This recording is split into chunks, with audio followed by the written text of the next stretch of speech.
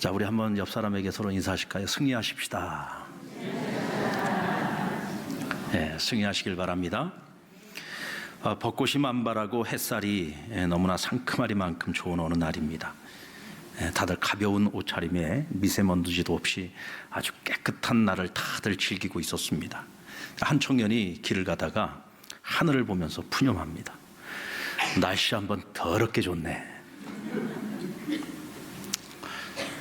왜 이 청년은 이 좋은 날씨가 더럽게 여겨졌을까요? 그 많은 표현들이 있는데도 불구하고 왜 좋은 거를, 그토록 좋은 걸 더럽다는 표현을 썼을까요? 아마도 남들이 누리는 밝은 햇살, 벚꽃의 향연이 별로 마음에 안 들었던 것 같습니다. 이제 그만큼 이 청년의 마음이 무엇인가로 인해서 무너져가고 있는 것을 우리는 볼 수 있습니다. 히로시마 교회 선교사님 부부와 그리고 두 자녀가 소원이 있대요. 그래서 무슨 소원이냐 그랬더니 2월 말서부터 5월 말까지가 빨리 지나갔으면 좋겠다. 이 3개월이라는 시간이 정말 죽을 만큼 힘들다는 거예요. 온 가족이. 일본에 와서 한 7년 정도를 살 때까지는 거의 증상이 안 나타나다가 한 7년쯤 지나면서 증상이 나타나기 시작하는데, 일본은요, 이 삼나무가의 나무들이 굉장히 많습니다. 그래서 정말, 그리고 이 나무를 좀 간격을 두고 심으면 좋은데, 하여간 나무를 너무 빽빽하게 심어요. 그 일본에서는 여러분 길을 잊어버리면 죽습니다. 그러니까 산에 올라갔다가 길을 잃어버리면 죽어요. 워낙 나무를 빽빽하게 심어놔가지고 틈이 보이지 않을 정도로 그만큼 나무가 많아요. 근데 이 나무에서 이 봄이 되면은 이 꽃가루가 이제 막 나오기 시작하는데, 그게 이 일본 사람들 전 국민에게 알러지를 일으킨대요. 그래서 국민들 중에서 막 상당한 퍼센테이지가 이 봄철이 되면은 이 알러지를 경험하게 되는데, 이 선교사님 부부는 이제 한국 사람들이니까 이곳에 들어가서 한 7년 정도는 견딜 수 있었는데, 증상이 나타나 한 7년쯤 지나고 나니까 그때부터 이 증상이 나타나는데 너무 심한 거예요. 저희가 이번에 간 동안에 하여간 눈을 계속 비벼가지고 눈가에가 전부 다 시뻘겋게 올라오는데 눈을 못 뜨고 계속 재채기를 하고 어떤 때 막 숨이 막힐 정도로 그렇게 이 알러지를 아주 심하게 앓고 있는데, 오죽하면은 이 3개월이 빨리 지나가기를 기도한다는 거예요. 근데 그 선교사님 부부는 그래도 성인이기 때문에 병원에 가면 주사를 놔줘요. 주사를 맞고 나면 조금 증상이 가라앉는답니다. 근데 이 일본은요, 아이들한테는 주사를 놔주지 않는답니다. 왜냐하면 나중에 성장하는 과정 속에서 어떤 후유증이 나타날지 모르기 때문에 그 알러지를 가라앉히는 주사를 놔주지를 않는데요. 그래서 아이들이 그냥 약을 먹든지 아니면 뭘 바르든지 하는데, 보니까 이 부부보다도 아이들이 훨씬 더 아주 고통을 심하게 겪는 모습을 보았습니다.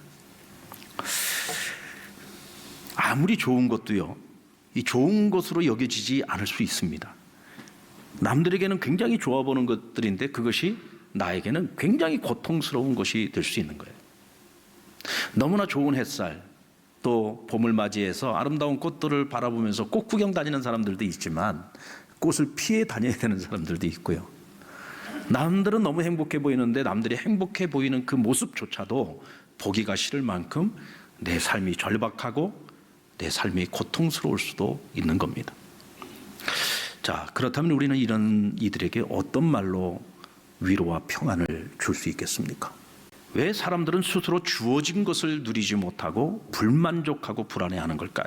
우리 전도서 4장 4절 말씀을 같이 한번 읽어봅니다. 시작. 내가 본즉 사람이 모든 수고와 모든 재주로 말미암아 이웃에게 시기를 받으니 헛되어 바람을 잡는 것이로다. 사람이 하는 모든 수고와 재주는요, 이웃에게 시기를 받는데요. 그러니까 내가 잘해요. 내가 잘하는 것이 다른 사람에게는 시기와 질투의 대상이 될 수 있다는 거예요. 근데 뿐만 아니라 나도 남이 나보다 더 잘하는 걸 보면 시기할 수 있어요. 남이 나보다 더 잘 사는 거 보면 질투할 수 있다는 거예요. 누군가를 시기한다는 것은 만족이 없기 때문이고 욕심을 부리는 거죠. 왜 내가 너보다 못 살아야 돼? 이런 생각을 가지니까 시기하고 질투하는 거예요. 그 사람이 그만큼 사는 것은 그 사람의 몫이고, 내가 이만큼 사는 것은 내 몫이고, 내가 이만큼 잘할 수 있는 것도 내 몫이고, 그 사람이 그만큼 더 잘할 수 있는 것도 그 사람의 몫인 거예요. 우리가 각자 자기의 삶에 대해서 내가 열심히 최선을 다한 것에 대해서 만족할 수 있다면, 그 결과에 대해서 우리가 만족할 수 있다면 우리가 시기하고 질투할 이유는 없을 겁니다. 그런데 우리는 항상 욕심이 앞서죠. 내가 더 잘하고 싶은 마음, 내가 더 가지고 싶은 마음, 내가 더 잘나고 싶은 마음, 이런 마음들이 결국은 우리 안에 있는 안식을 빼앗아 갑니다. 그런 의미에서 우리는요, 더 영원한 것을 쫓아가야 됩니다. 한번 따라볼게요. 더 영원한 것을 쫓아가야 됩니다. 이때 우리는 참 위로를 얻을 수 있고 또 참 안식을 얻을 수 있습니다. 여러분, 아이들이요, 뭐 이렇게 장난감 같은 거, 작은 물건을 두고서 막 다투고 있어요. 근데 이 장난감을 먼저 차지한 녀석이 이걸 꽉 쥐고 있습니다. 이 아이가 탐을 내면서, 야, 나도 그거 갖고 좀 한번 놀아보자, 우리 좀 같이 좀 놀아보자, 그러고 계속 때를 씁니다. 그런데도 이것을 이미 차지하고 있는 아이는 어떻게 해서라도 이걸 안 빼앗기려고 일랑 다물고 있는 힘을 다해서 쥐고 있습니다. 어떻게 하면 이 아이가 이것을 내려놓을 수 있을까요? 어떻게 하면 이것을 친구와 함께 나누어 쓰겠다고 손에서 내려놓을 수 있을까요? 방법은 한 가지밖에 없습니다. 더 좋은 거 주면 됩니다. 이 아이 손에 쥐고 있는 것보다 더 좋은 것을 주면은요, 언제 그랬냐는 듯이 씹어 던져버리고 더 좋은 것을 받죠. 나는 안 그럴 것처럼 지금 웃고 계시지만, 여러분, 이것은 아이들만의 문제가 아니에요. 우리도 똑같습니다. 우리가 좋은 거, 나 이거 아니면 안 돼 하고 막 붙들고 있다가도 이것보다 더 좋은 거 있으면 언제 그랬냐는 듯이 쳐다도 보지 않고 더 좋은 것을 쫓아가게 돼 있어요. 이것이 여러분, 사람의 마음이죠. 하나님께서 우리에게 더 좋은 것 주시지 않았습니까? 세상의 그 어떤 것보다도 우리에게 더 좋은 것을 주셨습니다. 그 더 좋은 것이 뭐예요? 굿뉴스, 바로 복음입니다. 복음. 여러분, 복음이 뭡니까? 복음은 우리 인생의 모든 문제를 해결해 주시는 예수 그리스도의 십자가의 승리죠. 내 인생에 예수님 찾아오시면은 우리는 가장 귀한 보화를 얻은 거예요. 예수님 내 인생에 찾아와서 나의 주인이 되어주시고 나의 길잡이가 되어주시고 내 삶을 다스려 주기 시작하시면 내가 이 세상에서 얻을 수 있는 그 어떤 것보다도 더 존귀한 가치를 우리가 얻을 수가 있잖아요.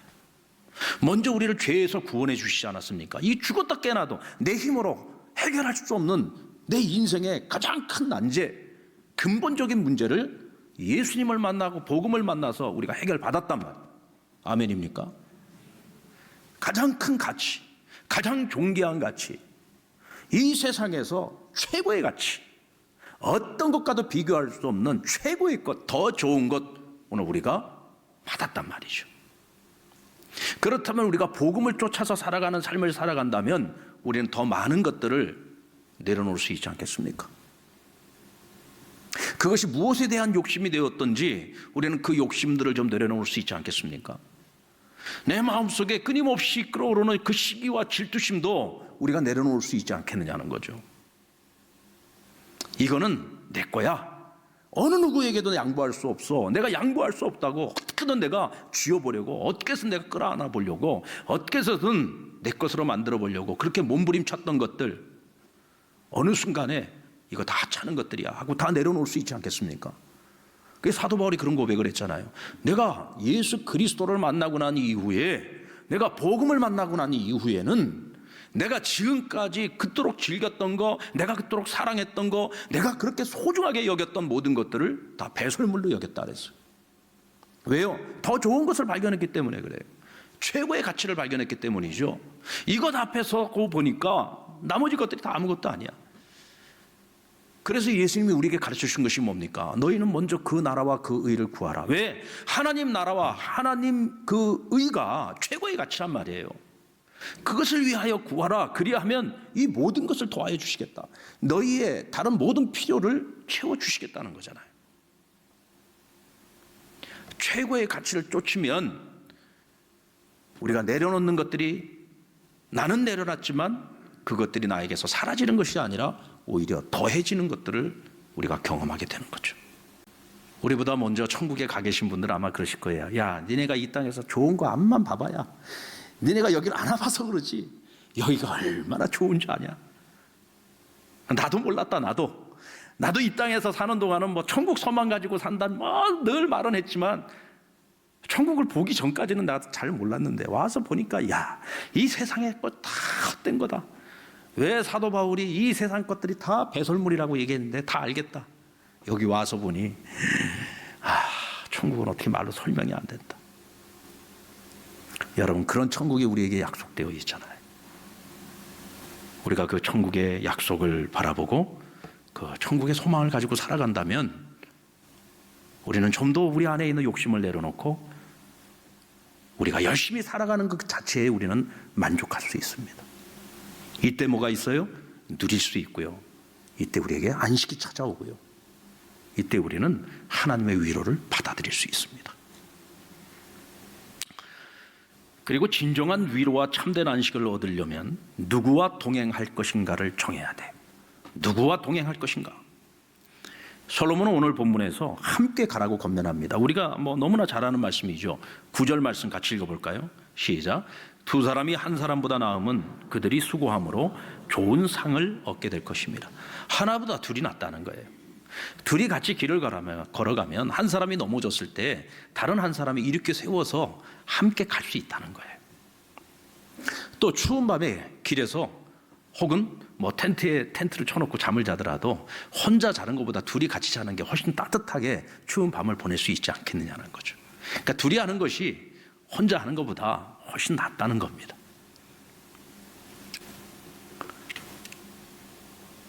함께 하는 것은요, 서로에게 위로가 되고 서로에게 도움이 됩니다. 12절 말씀에는 보면 한 사람이면 패하겠거니와 두 사람이 맞설 수 있나니 세 겹줄은 쉽게 끊어지지 아니한다. 둘이 함께하는 것보다 또 셋이 함께하는 것이 더 낫다. 어쨌든 함께하는 것이 좋다는 얘기입니다. 그런데 우리 사회가 나아가고 있는 지금 그 방향을 가만히 살펴보면 함께보다는 홀로가 앞서는 것 같아요. 점점 더 홀로족들이 많아지고 있어요. 요즘 사람들이 많은 곳에 가봐도요, 예전만큼 시끄럽지를 않더라고요. 특히 젊은이들 많은 곳에 가보십시오. 별로 안 시끄럽습니다. 왜 안 시끄러울까요? 만나서 대화를 나눠야 되는데 만나서도 전부 다 뭐하고 있느냐면 핸드폰 들여다보고 있어요. 심지어는 요즘 그런 모임도 있답니다. 같이 만나가지고 대화를 나누는 게 아니라 단톡방에 들어가서 같이 앉아가지고요, 카카오톡으로 단톡하고 있는 거야. 아니, 세상에 무슨 이런 만남이 있습니까? 아니, 실제로 이런 모임들이 있다니까요. 같이 만나가지고 대화를 입으로, 말로써, 언어로서 대화를 나누는 것이 아니라 같이 앉아 있어요. 같이 밥도 먹었어요. 그리고서는 대화를 나누는 것이 아니라 같이 단톡방에 들어가가지고 그 자리에서 서로 카톡을 하고 있는 거예요. 이런 세상에 어떻게 이런 일이 있을 수가 있습니까? 근데 지금 우리가 사는 이 세상이 그렇다는 겁니다. 이 핸드폰이라는 것이 우리에게 정말 엄청난 편리함을 가져다 주기는 했습니다마는 이것이 점점 더 사람과 사람 사이의 교제를 가로막고 있고요, 함께 가는 그 길을 가로막는 장애물이 되고 있어요.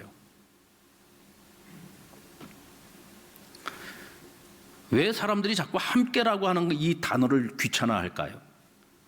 왜 혼자가 편한 시대가 되어버렸습니까?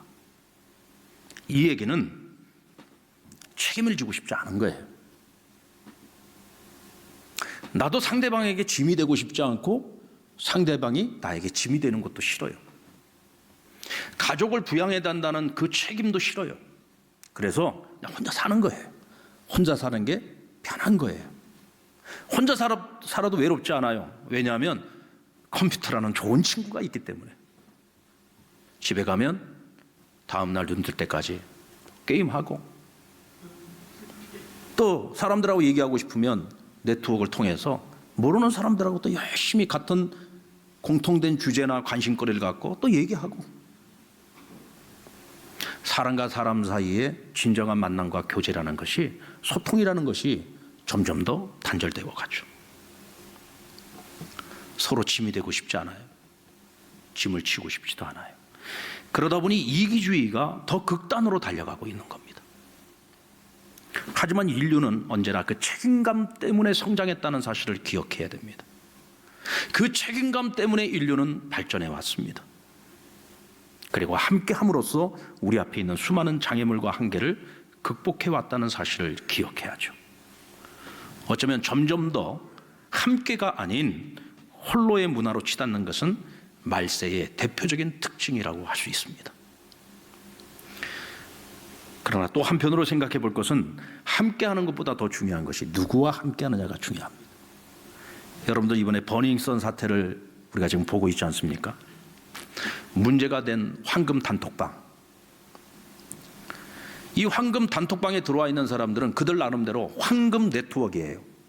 황금 인맥입니다.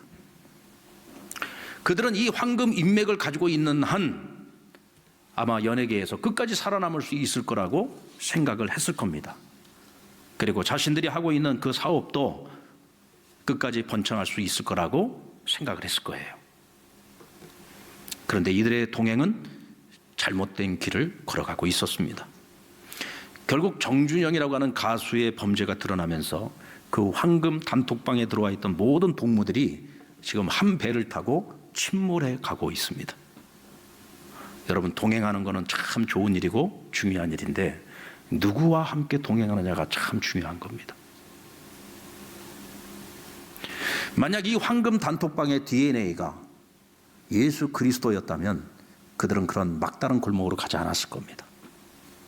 그들은 그 황금 단톡방을 통해서 어떻게 하면 우리가 하나님을 기쁘시게 할까?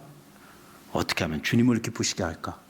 어떻게 하면 하나님이 우리에게 주신 이 재능과 은사를 가지고 이 세상을 위해서 보다 선한 일을 할 수 있을까? 이런 가치를 같이 나누지 않았겠습니까? 그런데 그들 이 단톡방의 핵심 주제는 언제나 쾌락이었습니다. 성적인 즐거움이었고 다른 사람의 고통을 보면서 가십거리로 삼는 너무나 끔찍한 주제를 가지고 그들은 즐겼다는 거죠. 어쩌면 그 중에 단 한 사람이라도 정말 제정신을 가지고 있었으면 아마 이 지경까지 가지는 않았었을런지도 모릅니다. 누구와 함께 하느냐 정말 중요한 것이죠.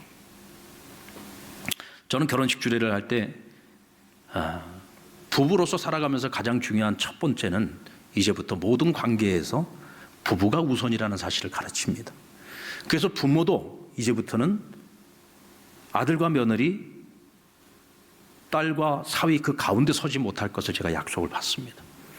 두 사람 가운데 설 수 있는 것. 왜? 부부는 이제 한 몸이 되었기 때문에 한 몸이 된 이 부부 가운데 그 사이에 서실 수 있는 분은 오직 하나님 한 분밖에 없다는 것을 가르칩니다. 그래서 두 사람이 같이 살아가다 보면 서로를 닮아가지만 바라기는 두 사람이 하나님의 형상을 닮아가기를 원하노라 그들에게 권면을 합니다. 하나님을 닮아간다는 이야기는 무슨 얘기입니까? 부부 관계의 그 이전에 첫 번째 우선순위는 하나님과의 관계라는 거죠. 여러분, 부부로 살아간다고 해서 완전하지 않습니다. 부부로 같이 살아가지만 평생을 불행하게 살아가는 부부들도 저는 많이 보았습니다. 그러면 이 불행한 부부가 어떻게 하면 행복해질 수 있을까요? 이 불행한 부부 사이에 주님이 들어가시면 됩니다. 주님이 들어가시는 그 순간부터, 주님께서 그들과 함께 동행하는 그 순간서부터 이 불행한 가정은 행복한 가정으로 바뀌어 갈 수 있습니다. 아멘입니까? 주님과 동행하는 그 길에 진정한 위로가 있고 안식이 있습니다. 주님과 동행하는 그 길에 진정한 행복이 있습니다. 주님께서는 그리스도인과 주님의 관계를 포도나무와 가지로 비유를 해주셨어요. 요한복음 15장 5절 말씀을 보면 나는 포도나무요 너희는 가지라. 그가 내 안에 내가 그 안에 있으면 사람이 많은 열매를 맺나니 너희가 나를 떠나서는 아무것도 할 수 없느니라 말씀하셨습니다. 포도나무는 줄기가나무입니다. 왜 예수님께서 비유로 말씀을 하실 때 예수님과 그리스도인들을 포도나무에 비유를 하셨어요. 감람나무도 있잖아요. 근데 왜 포도나무에 비유를 하셨을까요? 줄깃과 나무라고 하는 것은요, 나무와 줄기가 거의 구분이 되지 않습니다. 이 말은 무슨 말이냐? 주님과 우리의 관계를요 가장 친밀하게 표현한 거예요. 한 몸이라는 겁니다. 주님과 우리가 따로따로가 아니라 한 몸이라는 거예요. 주님이 나고 내가 주님이라는 거예요.